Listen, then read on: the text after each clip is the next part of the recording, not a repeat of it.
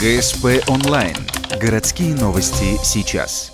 Наташу Ильину нашли убитой на территории дачного товарищества «Транспортник» близ поселка Дальний. По официальной информации, девочка была задушена. Был ли факт изнасилования, будет известно только после работы судмедэкспертов.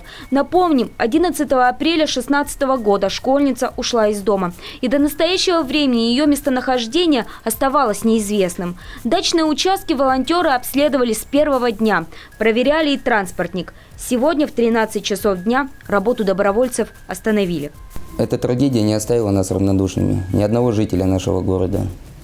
Спасибо всем, кто откликнулся, волонтерам, организациям, общественникам и всем гражданам нашего города в участии разных мероприятий. Мы все верили в положительный исход поисков, но случилось страшное. Наташеньки больше с нами нет.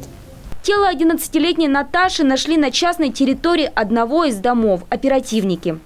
По подозрению в совершении преступления задержан 37-летний местный житель. Ранее он уже был судим. По непроверенной информации, его первая судимость также была связана с преступлением против ребенка. Мужчину заключат под стражу. В настоящее время проводится осмотр места обнаружения тела.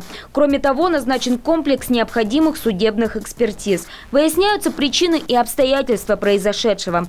Пока дата прощания с Наташей Ильиной не определена. Телекомпания ГСП выражает глубокое соболезнование семье и близким.